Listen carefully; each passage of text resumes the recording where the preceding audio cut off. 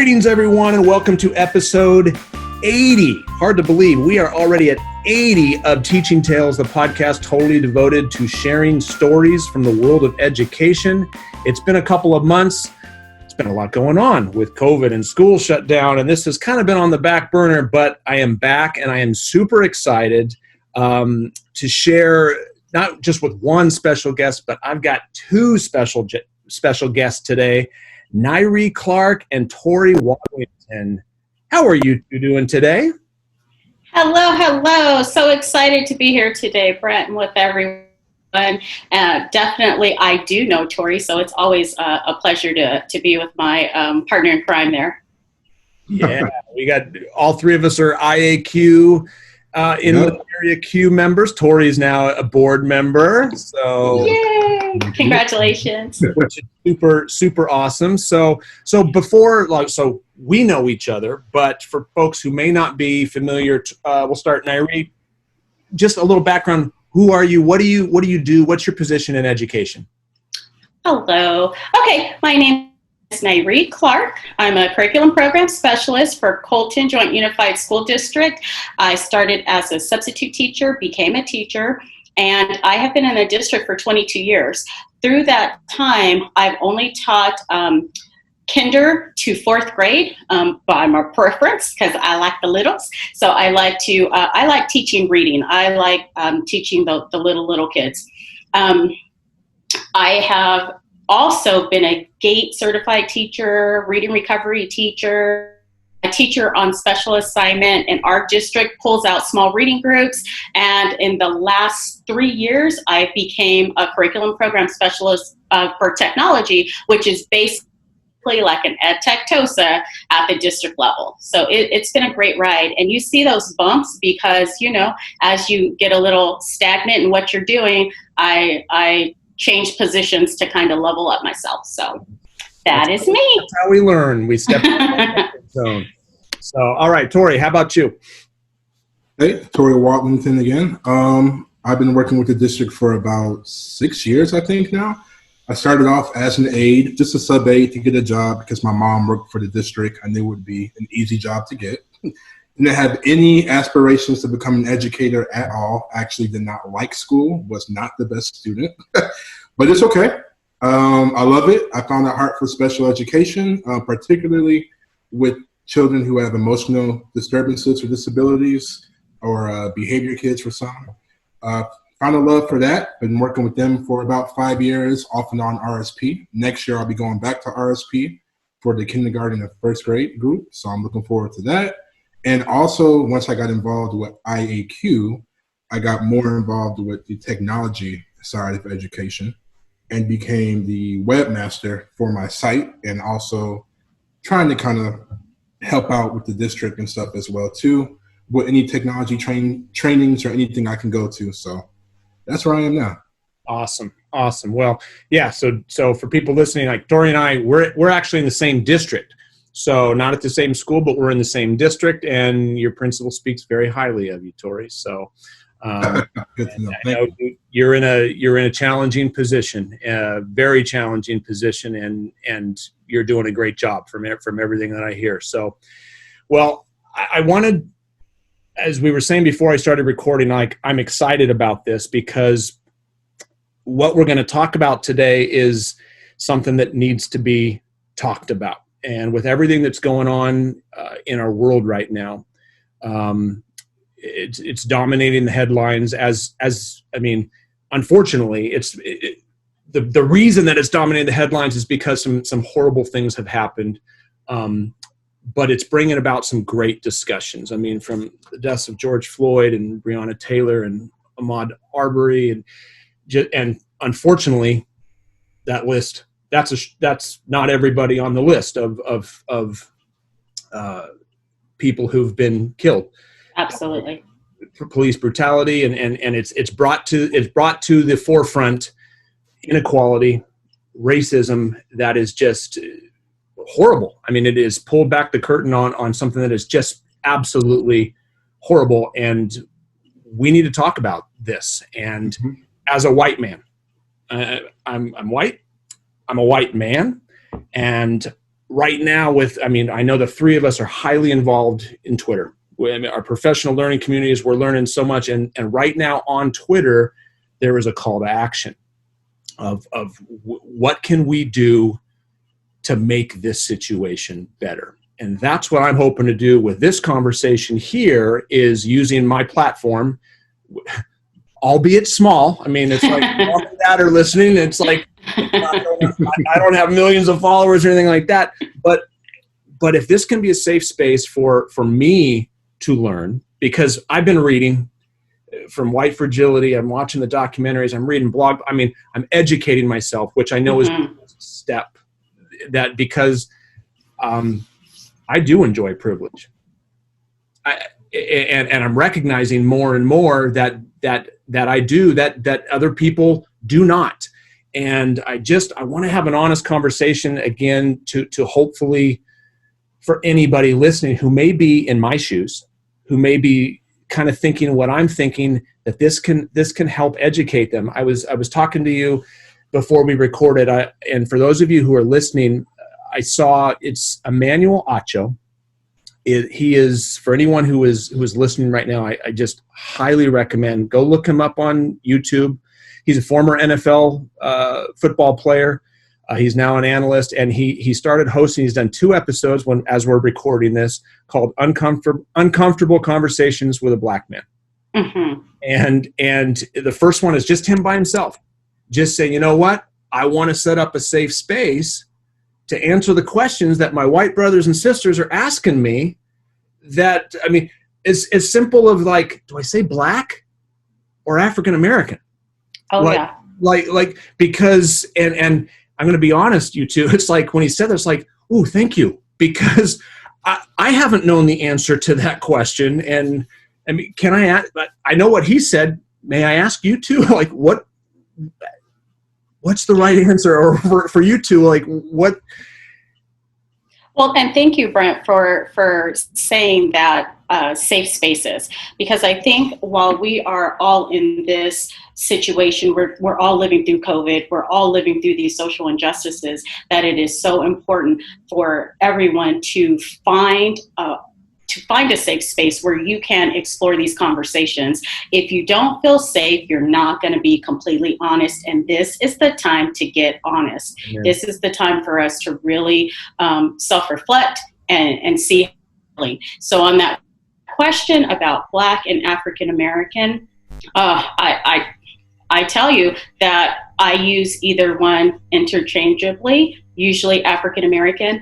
I use it in that sense to make the verbiage consistent with what is being shared and seen in my district. So if I have people that I am, parents that I'm talking to that are non-African American, I want them to, when they see those words, this is what it means, and this is who the person is that it is attached to. So if I'm personal, it could be Black with whoever I'm speaking with.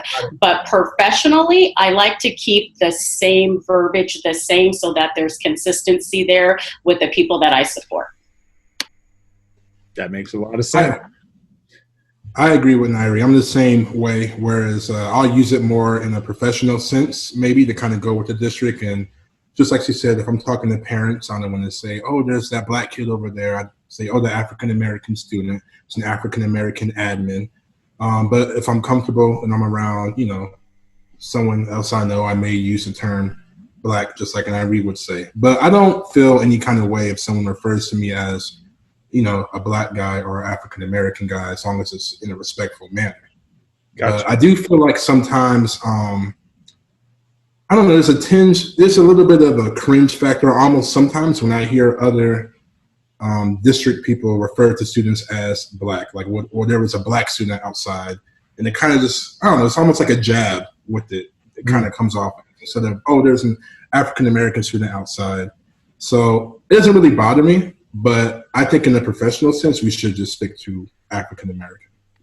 Gotcha. I completely agree. And part of that reasoning too is just like what Tory said, you are going to bring your own biases, your own feelings, your own issues into those situations. So depending on where you're coming from, hearing someone else or could take you to a whole different place when maybe that's not even what they're meaning or what they're saying. But if we just all can, when you're speaking with your district or those systems that you're able to create, keep it consistent, then I think it takes away from the guessing game of how it was said, what it was meant, and then you can move forward through that. So I agree with that, Tory, and that's definitely true. Tone, intonation, how was it said? All of that comes into it because it's necessary. Mm-hmm.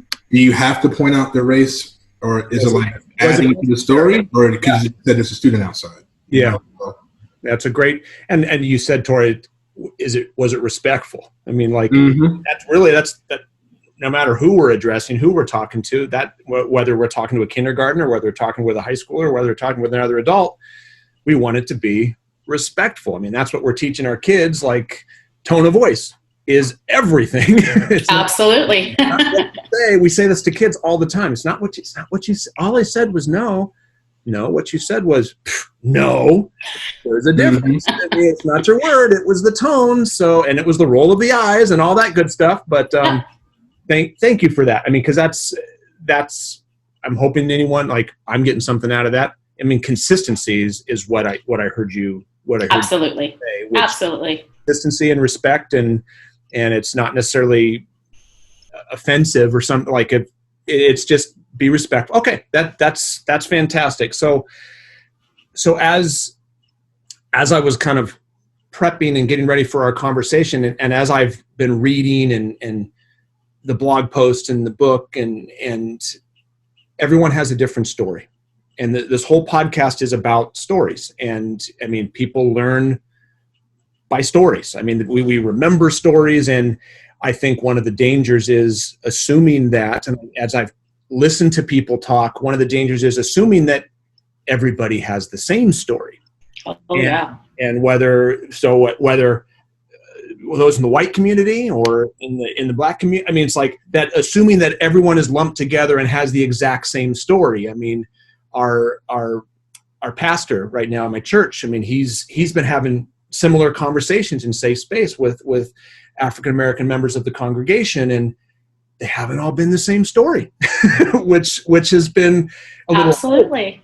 But that's great. So it's like, I wanted to ask you two, I mean, if whatever you're comfortable sharing, like just your road to education, and in terms of the inequality that does exist and the racism that does exist.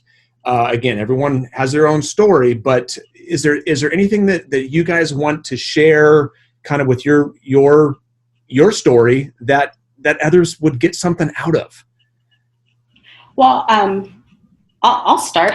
I'll have to say my journey. So I'm a little bit older than Tory, so my the things that I've gone through may be a little bit different. I was raised with my grandmother. So my grandmother raised me and my sister. I had parents that came in and out, but definitely raised by a community, like a family community. And we were in San Bernardino. And because we were in a low income area and I was fairly intelligent, I was the student that was always bused to a affluent area so that they could diversify. So I didn't go to school with kids that were in my neighborhood. I was bussed out where my sister stayed in the neighborhood. And when I was bussed out, it felt very isolating because now I'm in an area where there's no one that looks like me or very random. So there may be one African-American student in each class while I'm there. And I literally, from San Bernardino, I was bused to Belvedere, which back in that day was very affluent and hardly any African-American students in that part of town. But that led me to always wonder, like, I wish there was more people that look like me. And I will never forget Mrs. Hernandez. I love her. She was everything that I wanted to be as a teacher. Every month we had a different theme in the classroom. I love that. She was dressed beautiful. She was like the Mexican Beyonce or Latinx Beyonce. She was just always beautiful, gorgeous, and just very welcoming. And she wanted all the students, like, she was culturally relevant way back when. She made sure that we all had a voice, we all felt loved, we were all valued, and no matter if I had the same thing on 3 or 4 times in the week, she didn't care about that. I had to make sure I was performing just like all the other kids. And I told her, I wish there were just more African American teachers here. And she's like, you be one. You can grow up and be a teacher. You be a teacher. And that was the first seed planted, 4th grade. Like, really? I could do that? And planting seeds. And as I went through school, I was part of like Upward Bound and different programs like that, where they would have college come in and help those students that needed that assistance. My grandmother didn't know what a FAFSA was or any of that stuff, but they would help me fill it out. They'd go home and tell her to sign right here, and I went to college. So I was the first person in my immediate family, but not first person in the family to go to college. And then I was able to help other people in the neighborhood. Oh, this is what a FAFSA is. I got you. This is how you go to college. This is when you start to fill it out. Don't wait until May. Like, this needs to get done earlier. Yeah. So that sense of empowerment. And I will remember the first year I became a teacher, I was teaching kindergarten. I had a white parent, that did not want their daughter in my class because I was Black. And it was devastating. I went above and beyond for all of the children. I was just so happy to be there. I grew up in Rialto, but I work in Colton because I want to work close to my community. I want the kids in my community to see that they can accomplish this. You can live right here in these apartments and become whatever you want to be. And I did it, and I want you to see how that looks. And so to be that example and help them through that. Well, luckily for me, I had a admin, African-American lady, but she would not let him move the daughter out of that class. Daughter loved me. I loved daughter. It was the parents. So I figured, I want to love this girl and teach her so much that she will always question anything that may be negative in that house. So I taught her, and I taught all the kids, and towards the end of the year, Dad was fine. We survived. He wasn't rude or anything. They did move, but that daughter, I'm hoping I was able to plant that seed to allow her to see something different, Yeah. And then I want to quickly share this part, Tory, before your turn. I also have a personal kind of a personal thing that happened, because many teachers have kids. So when my son went to middle school, and he went to my husband's school district, so we're both teachers, and we transferred him to my husband's school district. Well, he's an inter-district transfer, and he was in a AP class, and the teacher called and was saying, your son, like all these negative things, your son is not paying attention, your son is not doing this, your son is not doing that, just all of these really negative things. And then kind of, I felt chastising me about possibly parenting. Well, he's in inter-district, so there were assumptions that came with that, with poor grades. So I let her tell me her thoughts. And then I quickly said, okay, well, let me explain who I am. So I explained who I was, that I am an educated woman. I'm a teacher. My husband is X, Y, and Z. My son is going to stay in that class. And let me tell you his background. I gave her all the context of who my kid is. And all of a sudden, everything was okay. She treated him differently. All of a sudden, she got very invested in him because she knew I was invested, and I can come to your school and let's have a conversation, all of us together. And no. She didn't want to do that at that time. She understood. And from that moment on, she had a different way of dealing with my son. And my son's a high achieving student, but he was having a moment adjusting to a new school. But I say that to say she assumed, because of who I am, how I was, and she couldn't have been further from the truth. And then she had to deal with me, and not in a negative way, but she knew that I was accountable. So I held her just as accountable as she was holding me and my son to those standards.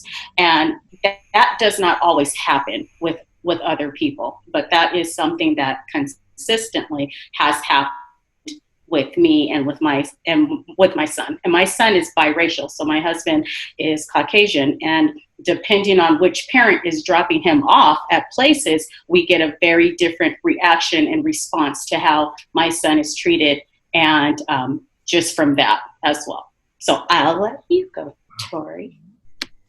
Tory, and you're, again, for people listening, you're nodding your head. It's like, and you're nodding your head. I'm shaking my head, like, because that's happening. That happens. Yeah. And it's never happened to me. And that's not right. So, Tory, go ahead. All right. And real quick before I start, I was really nodding my head when Nyree said, after she told the teacher like what she was all about and where she came from, then she started getting kind of like a level of respect. And I was just kind of thinking to myself, like, yeah, you do have to do that sometimes. You have to almost walk around with these like credentials or badges just so people can respect you, because as soon as they see you based off your skin tone, they automatically like kind of subcategorize you. Like, oh, I can talk to this person any kind of way probably. They probably don't have an education. They probably can't do this. And you have to constantly prove yourself or one up the next person just to be respected as almost the lowest level person in the room. Mm-hmm. So it's like a constant climb that's like the majority of your career, which is why you don't see a lot of African-American people retiring at the age of Caucasian people. They have to work a lot harder and longer just to get up to that point. So I just wanted to get that out the way. Oh, thank you. But I'm not sure if you're aware, Brent, but I did graduate from this district. Oh, I did. I was born and raised in Oceanside, California. Moved up here for middle school on 6th grade. Went to Chevala. Are we allowed to name drop schools in here? I was name drop it. I don't know Chevala. No, I went to Chevala. Had a great time there. I didn't have many issues there outside of the typical middle school kids being dumb. In high school, I went to Murrieta Valley High School. I went there. I wanted to go to Vista when it first opened up, like every kid. And you can attest to this, Brent, that when it did open up, the majority of students of color ended up at Vista, whereas Murrieta Valley was still primarily, Caucasian. Yeah. And when I graduated in 2009, Murrieta was still less than 1% Black. So it was really not a lot. There was a handful of us. You could literally fit us all maybe at 2 tables in the whole school. And in high school is where I started to kind of experience racism and just like passive aggressive comments on my race and everything. One that sticks out to me is when Obama ran and me finally being of age to vote. I was a part of the Black Student Union BSU. I was a part of ASB. I was very involved. My mom worked at the high school and made sure I was very involved, because she knew the life of a Black man, and she knew that I would have to have a lot of these credentials to kind of help me out. So I was very involved. And I remember when Obama won, like the whole day, people I didn't even know were coming up to me. They're like, congratulations. Not even like with a smile. And I'm like, I didn't get the presidency. Like, I get it. I'm excited too. I'm excited. I'm happy. Me and my family are very happy. But you don't have to congratulate me, like, just because we have a Black president now. And they kind of looked upset. And I remember just plenty of times walking to class and hearing students, Caucasian students, just freely use the N-word around me when referring to somebody else, like in their neighborhood or whatever. Oh, this N-word, blah, blah, blah, drove by my house and da, da, da, da, da. And I'm just like, it's sad to say, and Nyree can probably attest to this. At some point, I don't want to say you get jaded to hearing stuff like that, but you definitely get into a choose your battles mode. You're like, am I really about to make a scene right here? Because I know for a fact I'm going to be the one to get in trouble. Especially because the person I heard it at that particular time was a young Caucasian girl. So I was like, I'm definitely going to have the one up right here. So I just kind of shrugged it off. I've had passive aggressive comments from teachers in high school. One teacher in particular, who I forgot his name, thank God. He would always say stuff about just like African-American people, just kind of like one student came in a little late. And the teacher was like, why are you late? And before he could even explain himself, the teacher was like, well, before you say anything, you can't start off with what had happened was, because Black people always use that. This was not a Black teacher. And I'm just like, what? Wow. just stuff like that. And, they kind of snicker because they're like, well, I didn't use a rude term. I didn't do anything. So it's still kind of funny, right? And this is kind of like you're in a position where you want to say something. You're also a student. You're also a young Black student, and you're a young Black student in an area where there's not a lot of Black support.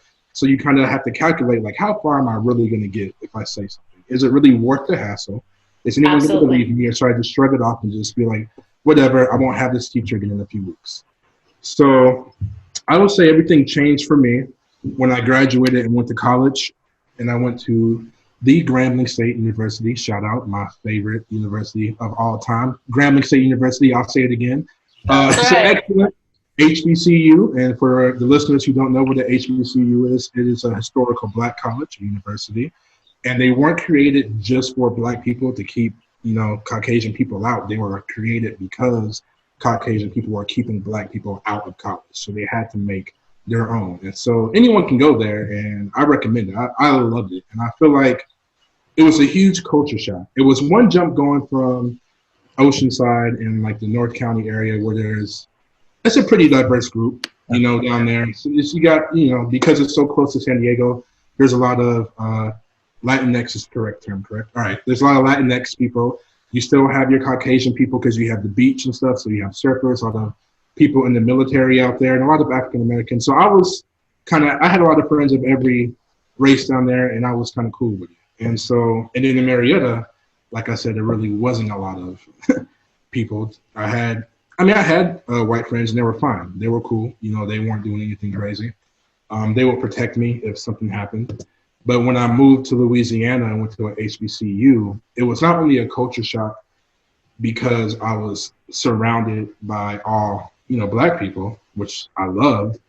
And I was surrounded by all Black people who were breaking the stereotype. Like, until then, I had not really seen much Black professionals. When I got down there, it was like everybody down there was ready to become a lawyer, a doctor, an admin, a psychologist, open up a business, everybody. And they still were able to be Black, which made me happy, comfortably Black, I'll say that. They were able to still drive around, listen to the music they wanted to listen to, dress how they wanted to dress, do what they wanted to do, and still be respected on a professional level, which is something I haven't seen since I've left that area. And so when I got involved in teaching as an aide, like I said, I started off because it was an easy job. I really wanted to be a writer. I have my undergrad in journalism, so I really wanted to be a writer. And then like I said, I just kind of had a heart for the special ed community. And also, I started noticing that everywhere I went, random Black students would kind of like point to me. And it reminded me that when you are, I'm just going to keep using Black. I don't want to keep changing. I'm sorry. When you are Black and you go somewhere that is not really primarily your race, when you do see another person of your race, you're just kind of like, hey, yeah, it's you. Hey, okay, we're here together. And so Absolutely. They were being a Black educator on campus. And I was like, okay, there's a need for this, obviously. So I just pursued it. And now I love it. All of the Black students on my campus immediately kind of come up to me when they feel unsafe. And I'm like, hey, yeah, I'm here for you. Let's talk it out. I understand I'm on a different level. They may do something that the school may not understand. And I'm able to kind of bring in the perspective from my community on, no, that's not what they meant. This is what they really meant. And kind of, help out in difficult situations there. But at the same time, it kind of gets tiring. I don't want to, it's almost like if all three of us were working together on campus, and anytime a Caucasian student came up to me, I was like, oh, can't help you. Let me go find Brent. So I went to go find you. Or if it was a female, oh, can't help you. Let me find Nyree. It's like, no, you know how to help the student if you want to work on campus. You can't say, oh, I can't help you. Let me go find a Black representative for our campus to help you. And I kind of find myself in those situations a lot. I'm not unhappy at my site. I don't, hey, I got to get this RSP job next year.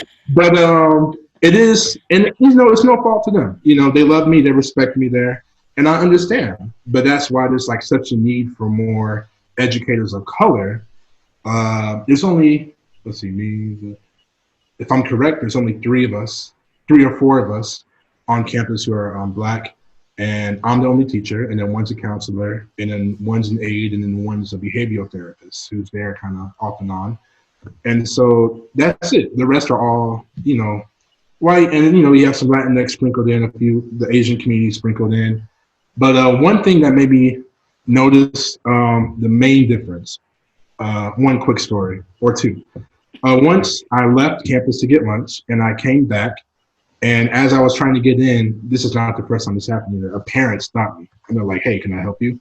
And I'm like, "Nope, just trying to get back to my job." And they're like, "Oh, you have your badge?" And I'm thinking, like, I know you didn't ask anybody else this. I know for a fact. I don't always want to play the race card, but I'm like, I know for a fact you did not ask anybody else this who has a key to a back gate who's getting on campus, "Can I see your badge?"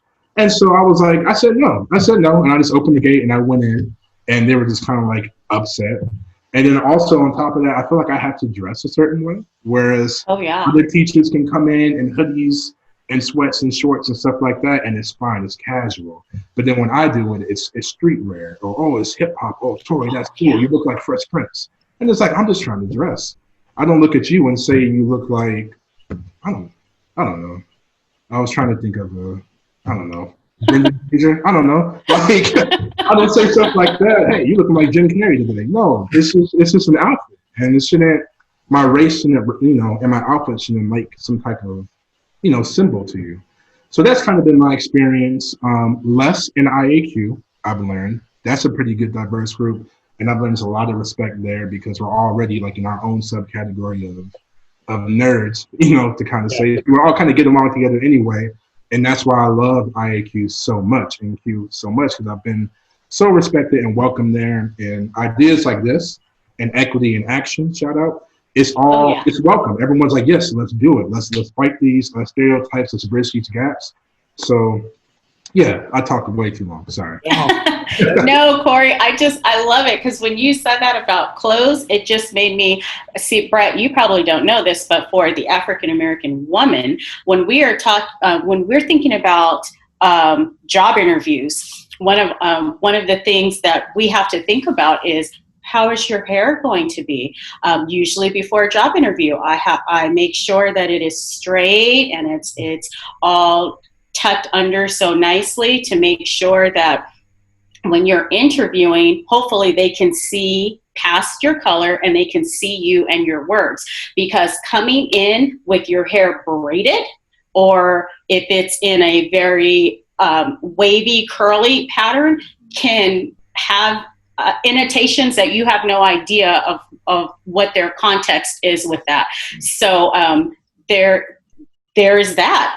I've had situations like that where I dress a certain way to get the job, and then once I get the job, then I can be more of myself after that job has been secured. Then I can put my hair in braids, or I can do different things that I want to do because I've been allowed, or that I've had the ability to get my foot in the door, and now I can grow after that. Which, first of all, thank you for both of you sharing those stories, because you're right, Nyree. I haven't thought about that. I mean, I don't have any hair, but but in terms of job interview of having to straighten your hair, and going back to what you said, Tory, and I heard somebody else in a video that I watched, like, you're having to work twice as hard to get to the same spot, and you're having to think about something extra just in terms of the dress for a job interview. I mean, as you're talking about that, I'm thinking there's an example, one small example of privilege that I possess, that I didn't ask for, or that I wasn't even necessarily aware that I had. If I could, I want to share a story just about my privilege. I mean, as I was doing my admin credential, as I was clearing my admin credential, one of my buddies and I, another principal, we did an equity activity where we were all in a room and there were different tables, and each table had kind of a theme. It was like ethnicity, religion, gender. I mean, those types of things. And there was a piece of paper and a little tub of beads, like that you would make a bracelet, and everyone got a piece of string, and there were questions on each piece of paper. So the questions about gender, question about race, question about skin color, things like that. And every time you could answer yes to a question, you would take a bead, and you would add it to your little bracelet thing, and then you would rotate to the different things, to different tables. So, and when we were done, my buddy and I looked, and it's like, I need a bigger string, because I was embarrassed, because and I looked around and there were several African Americans in the room, several African American women in the room, and some of the questions were things like, I've never felt like I didn't get a job because of the color of my skin. Never felt like I didn't get a job because I'm a woman. Never felt because of I'm a white male. I'm a Christian white male. So it's like, that's like, there's a lot of privilege, and I, up until that point, there were some things that I knew, but there were other things I'd never even considered. Recently I tweeted about, like, I take walks every day in my community. I because I can. My daughter, who's going to be a sophomore in college, who, by the way, is a writing major, Tory. So she wants to be a writer too, but she does that because she can. And I don't fear for my safety. I don't fear for her safety. And just now, in these last few weeks, more than ever before, I'm recognizing, and this is great, but everybody should feel like this. like it shouldn't I shouldn't be the only one who could walk without feeling like they're going to be hunted. Which is just, it's disgusting what is going on. So, as you were sharing that story, it's like, ooh. And one of the questions that we had talked about, like, since I'm just going to go there now, like, I'm telling you, it's there, but meaning white privilege. Mm-hmm. What would you say because there are people out there who say, no, it's not. It's like, who would argue, no, white privilege is not real, or it's not that big a deal, or it's not that. How would you respond to that? Because, again, I think that we need to respond to that. I'm reflecting and I'm realizing, geez, but I can't speak for everybody. And how would you respond to that? Absolutely. There's two folds I have that I would like to start with. One is that while all three of us are sharing, like, hopefully people will know that we're expressing what's happening with us, but yeah, like the hair thing and things that are happening with Corey, that may not be all African American people haven't done that, but that's, my experience, and that was something that happened with me. And to piggyback on what you said with your daughter, Brett, my son would have to walk from his middle school to hit my husband's high school. And we, again, he's a biracial student, but we had to have the talk with him of no wearing hoodies, no earbuds in. When a police officer stops you, this is how you need to respond. Make sure, like, the whole list. Also, my husband was stopped by the police officer. He starts automatically going through to get his driver's license and the paperwork. And then while he's doing that, it just dawned on him. He's telling my son, if this happens to you, you cannot start touching things when you are in the car. You need to put your hands here. So even within our family, we have that conversations about race all the time, because the privilege that my husband experiences, and that is he's just born with because of race, my son and I do not share. And that is definitely a difference in how we have to perceive. And I will tell you that still, as a African American mother, I was still worried about him getting from point A to point B. I pray for my child every time he leaves this house, that we started Ubering him just for safety, because I wanted him to safely get from one point to the next point. And I didn't want him walking because to me, it was safer for him to get from one point to the next point without a police officer thinking he fit the description of someone and any of that. And so that's what we chose to do. And I was sharing earlier, Tory, you and Brett can play my little game right here. I was sharing with Brett that on Instagram, I found this checklist of privilege by Wellness Dialogues. And it's a checklist of about 40 different questions to ask yourself, like you were saying with the beads. Mm-hmm. So I just quickly typed in some that I want to share with you guys that affected me. So you just think about this checklist about your level of privilege, and then let's talk about it after this. So here's my questions for you. Okay, I can shop without being followed or harassed. I can trust that police will protect me. I often see people of my own race in the media. I have been told that people of my race have made my country's heritage. I do not worry about my children experiencing harm because of the color of their skin. I can wear my hair naturally and go to work. I do not have to teach my children about systematic racism to protect them. I can wear my hair naturally without people asking to touch it.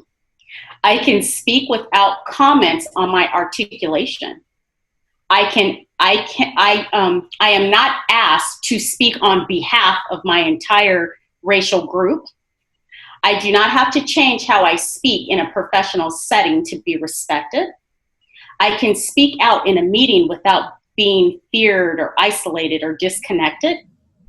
I can easily take classes that center my race. I can be late without it being reflected upon my race. I am welcomed in most institutions.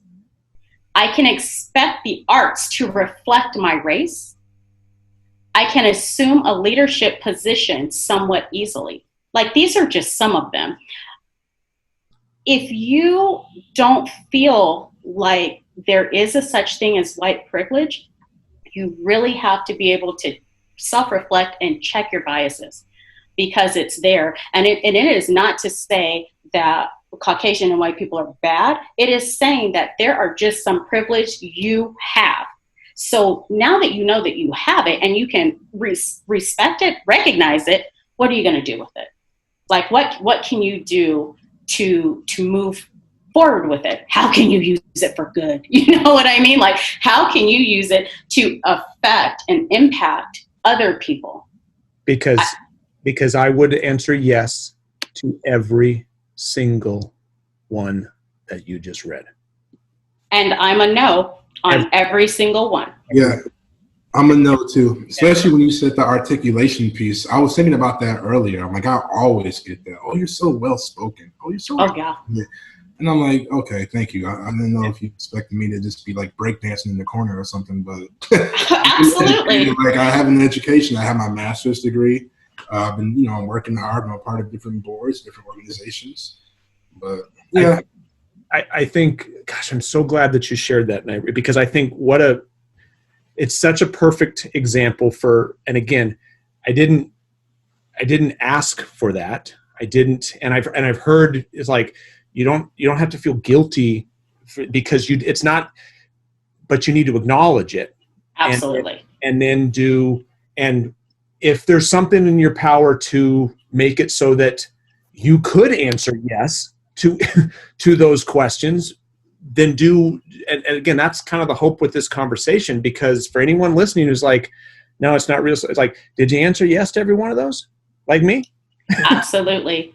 And knowing educators need to know that if you say, I see no color, that is not a compliment to anybody, for yourself or anybody, because thank goodness we're such a diverse group of people, especially here in Southern California. We're so diverse, and there's so much to learn from each other, that yes, we see color, we are different. And how can our differences make us even a stronger community? That's where we need to go. Like, how can we come together and learn from different people? I learn from my husband. He learns from my culture. He's a football coach. We learn from his Polynesian football players. I mean, there was always at the end of the practice, he allowed one person on the football team to share their culture with the whole football team.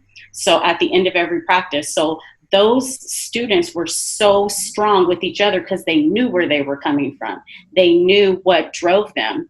And they had an opportunity to experience that with each other. So as educators, we need more opportunities to build each other up and to be in it together and to be there for our students and celebrate what makes us different as nothing wrong, but as positives, that can help build each other up. Yeah.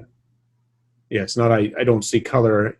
I see it and I honor it. And I honor the culture. I used to say, absolutely, not even like skin color, but like just teaching. I mean, when I was in the classroom, I had a particular style. The grade level team that I taught with, it was awesome because we were all different. And I used to say, like, gosh, if we were all like me, this would not be good. I mean, but there were certain kids, I was the right teacher for that kind of stuff. But there are other ones that's like, no, you need to go down to her. You need to go down to him because there was something for everyone. And absolutely, diversity is what made us such a strong team. And no matter how great a person is, if everyone's the same, that's so. Exactly. So actionable, because I think, like, for me, I'm the leader of a school. For teachers or leaders who are listening right now, the call to action has been put out there. You're looking through the Twitter feed, and it's just like, what can you do? This is a start. We're making a podcast. We're reading. We're stuff like that. But from you too, I think anyone listening right now who may be walking in my shoes, sitting in my position, or maybe a classroom teacher. What can others do, specifically others in the white community and non-African American, non-people of color? What can they do to fight the racism that is going on, the inequity that's going on, the privilege? I mean, what can we do? Do you guys just have some baby steps? I mean, big steps, baby steps, because I think any step in the right direction is the first step. So you want to start? Go ahead. Yeah, because one was sticking out to me. I would say one thing we can kind of start with, especially in the realm of education, is during Black History Month, there's so much more to Black history than Martin Luther King and Rosa Parks and slaves. It's so much more. A Black person invented the traffic lights, A Black person did the first open heart surgery on babies successfully and kind of invented that. And so I feel like a lot of students coming in at a young age with Black history and throughout, I mean, we can all attest to this. It doesn't change from grade to grade. Every grade level during Black History Month, you're still learning about Martin Luther King, Rosa Parks, and slavery all the way up to 12th grade. So that's our only view on the Black community, as we came in lesser than. We came in as slaves, and we have always had to fight. Whereas, that's a big part of our history too.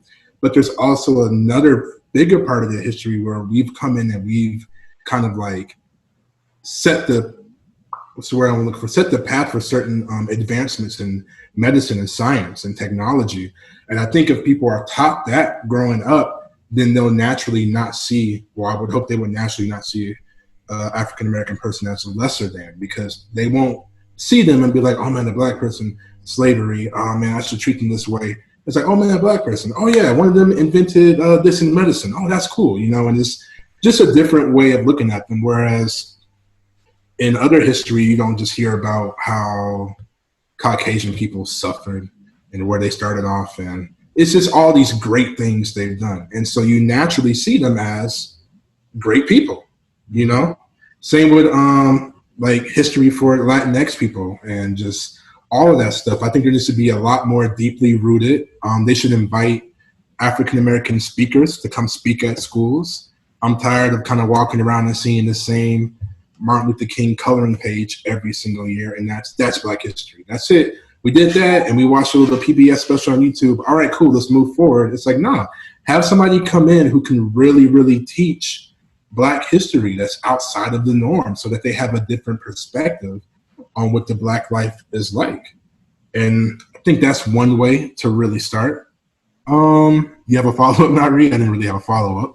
Oh, no worries at all. I'd like to piggyback and add on to what Tory is saying. Is definitely teaching multiculturalism all year long and all the cultures. So if it's Thanksgiving time, then how are we bringing in all the cultures during that time to supplement what's happening and going deeper in that? So we're not just teaching these subjects in isolation. We're not just giving Black History Month in February, because I remember feeling invisible until February. And then all of a sudden you have all this attention, and then it peels off again when you go on to the next one.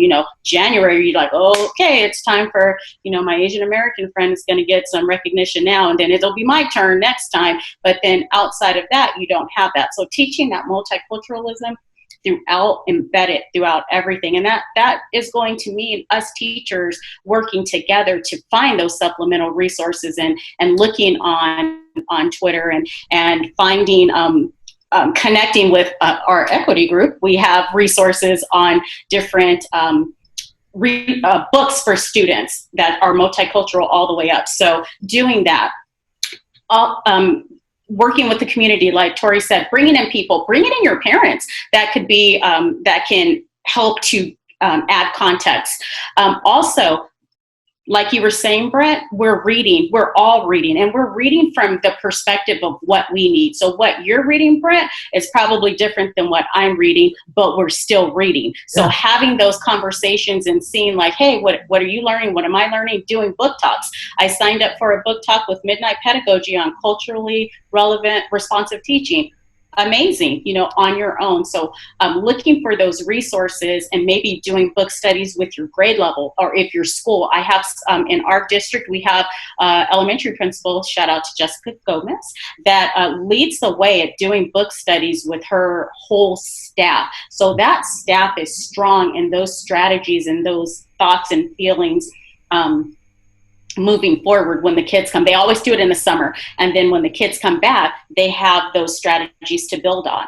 And also for teachers, it's our time to be transparent, to be a little vulnerable, check our biases. We all have them. Check our biases and really see where we can move. We're all in different places. So see what we can do to move forward to be better teachers for those kids that we serve. And not let it be about ego, but what can we do to make it better for this kid in the class, and all the kids, giving all those kids voices. I love that. I mean, and what you had said, Tory, about, and to me, that does not, don't pigeonhole Black History Month to Martin Luther King, Rosa Parks, slavery. There's so much more, and that seems like a relatively easy thing. And so like, it's not like you're going to have to go digging it's like, that's something that we can do. I love that. And can I add something? Yeah. Because you just made me think about it when you were talking about Tory.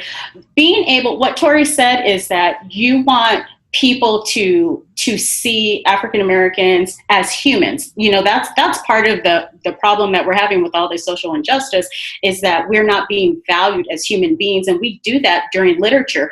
Have your students read stories where kids are doing the same things as all the other kids, so we should be reading nonfiction as well as fiction.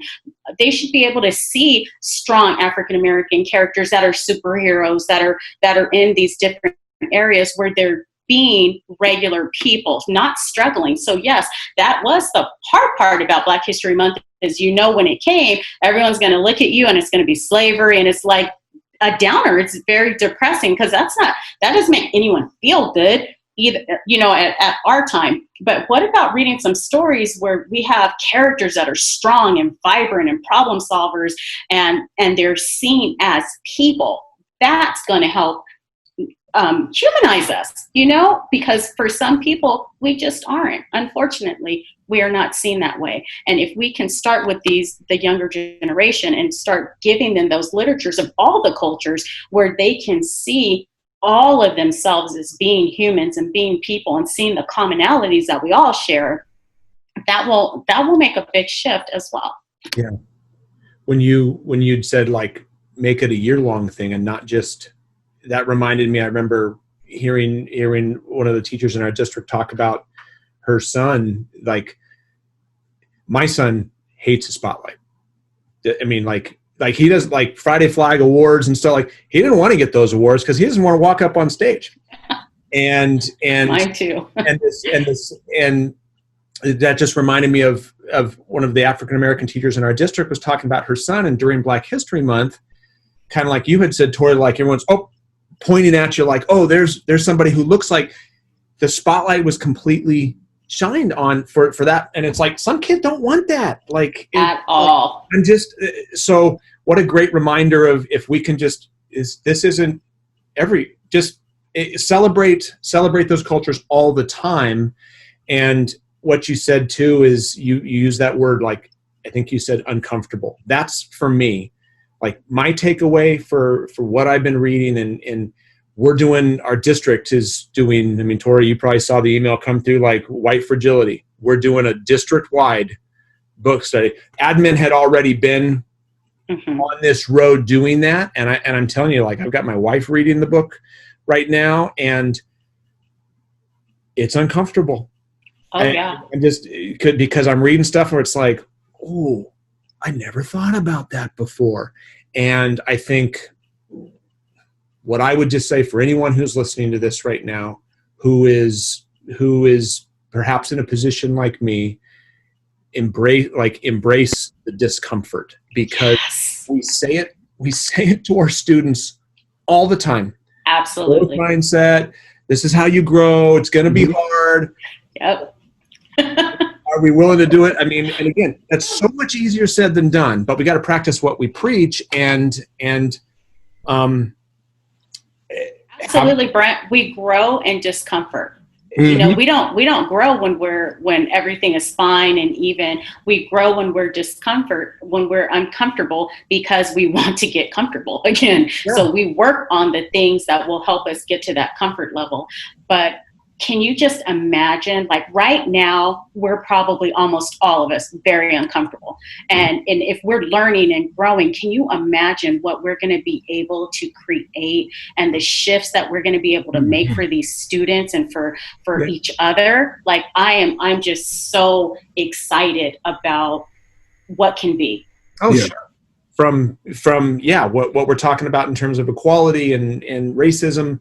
But with the COVID shutdown and schools, think of what teachers have been forced out of necessity. Oh, yeah. When we get back to some semblance of normalcy, right. The tools, the skills that teachers have now, that admin has now things like we're doing this through Zoom right now, which most people had never done before this. Absolutely. Now it's part of our tool belt. That our teachers had been introduced to, but now it's part of their repertoire. They're using it all the time. So super, super exciting. Nyree and Tory, thank you. This has been a great conversation. It's an uncomfortable little time because it's kind of like, ooh, it's like, but doggone it, that's how we learn. And for anybody listening, thank you for listening to this, because if everybody's doing if everyone's doing their part and speaking up, I mean, that's what I've heard a lot is when you hear, what can you do? When you hear somebody doing something, saying something racist, saying something that's offensive, saying, like you had said, Tory, and I've heard that before, oh, you speak really well. You like, right, backhanded compliment, or absolutely, it's a microaggression. Exactly. Like calling somebody on that, and not that you have to come to blows or something, but just like, dude, or if they're not, you hear somebody say it to someone else, pull that aside, because the frustrating or the hard thing is that may be a family member. Oh, for sure. Good chance that's a family member, so that conversation is going to be hard, but it's never going to change if we don't have those conversations. To be done. Absolutely, Brett. I tell you what, my husband and I have been married for 25 years, and we've been together 31 years, and I'm 48, so right out of high school, and we have a lot of family members that we've had to that have had to unlearn some some things. So it's professionally and personally, we all go through it. But if we're able to do it, together, strengthen each other. I will suggest for people that are on Twitter, one of the things that I've noticed that, Twitter can be a little bit uncomfortable right now. And one of my pro tips, create yourself a list. So this was the first time I'd done it. I created a list of people or organizations that I want to follow that are on diversity and racism and just the subjects that I'm looking at right now. And when I go to Twitter, I can click on that list and I can get right to the people that I really need to get that content. So if you're taking a social media break because of it not feeling very positive or friendly for you, that could be a way for you to still go on Twitter, still use those resources, but just narrow your focus where you're getting exactly to the information that you need to get to. Great. Yep. That was helpful for me. Yeah, great tip. Well, again, I want to thank you too and you've referenced equity in action. I mean, so contact information and if there's anyone who's listening, who's like, I want more, where can I find more? Where can I connect with Nyree? Where can I connect with Tory? Give us the scoop. So thank you, Brett, for referencing equity and action. So again, Tory mentioned equity and action. So we are founding members. There's 6 of us that have created a research group that is looking at how we can create welcoming spaces at professional development situations. And we have a website that offers lots of resources, and we go to the Q affiliates that are in Southern California because this is where most of us live, and we've just been doing the work of trying to create a more diverse professional setting for people and welcoming spaces there. So Brett will have a wakelet that Tory and I have created with tons of resources in this conversation that we've had today, as well as we'll add in our Equity in Action website so that you guys can access us, follow us on Twitter, look at the work that we're doing. And if there's any questions, we would be happy to work with you or to further explain something. Or if there's something that we've said that has offended you, please let us know and teach us what we need to know as well, because this is a time for that. So please do, we're here to learn as well. Love it. Love it. So yeah, for people listening, if you go to brentcoley.com on the podcast page, I'll have the link to the website, plus that wakelet. I was looking at it before we started recording. Some great resources. And Nyree, what's your Twitter handle for everybody? Thank you. I am at Miss Nyree, Nyree Clark. All right. And Tory? All together. Tory, yours is? I'm at That Dope Teacher. That is it. Because he's that dope. Also, I wanted to kind of say, for those who do want to educate themselves right now and aren't really book readers, there are some really good documentaries out there right now. Netflix has made a fantastic section on their platform of all Black documentaries and movies, and it's going to be a tough watch for sure. It's going to be a tough watch. It's no Tiger King, so you won't be having me, but I think it's very necessary going forward, because what's going on right now is happening regardless. So when we do return back to our professional settings and you're around your African American coworkers, it's going to be weird at first. We can acknowledge that. It's going to be weird at first, and you're going to want to know what side you're on immediately. And so if you really want to educate yourself so you can go in there better prepared, I highly recommend that. I also recommend looking at HBCUs. I hadn't even heard of HBCUs until I graduated high school, or was close to graduating high school. So I know there's still African-American families out there who have not heard of HBCUs. It's okay for your kid to go there. It is not lesser. Look at where I'm at. I'm out here doing fantastic right now, thanks to Lee Graham State University. And they're going to have a great time. And I think high schools should talk about HBCUs more as well. It's not, I know we're in California. You want to talk about, the UCs and the Cal States and stuff, but HBCUs are great too, and they're not lesser than. So yeah, that's all I want to kind of say. Love it. Well, Nyree, Tory, thank you again. And for everybody listening, thank you. As I say pretty much at every episode, thanks for listening. Hope you got something out of this. Even if you didn't, I did. So, but I'm guessing that people are getting something out of this, because thank you for helping create a safe space. Hopefully people have been able to stretch themselves in a safe way, and it's prompted them to whether it's pop on Netflix, get on a book on Audible, start reading those blog posts, or just getting on Twitter and doing that. Just be uncomfortable. Yeah. Be uncomfortable. Absolutely. Because that's how we grow. So thank you so much, Brett. Absolutely. Thank you, both of you. And again, for everyone listening, if you haven't already subscribed, be sure to subscribe to the podcast Teaching Tales. It's in iTunes. You can find it on Google Play, Spotify, Stitcher, or you can listen directly on my website at brentcoley.com on the podcast page. All right, everybody, thank you for listening. And until next time, be safe and have a good one.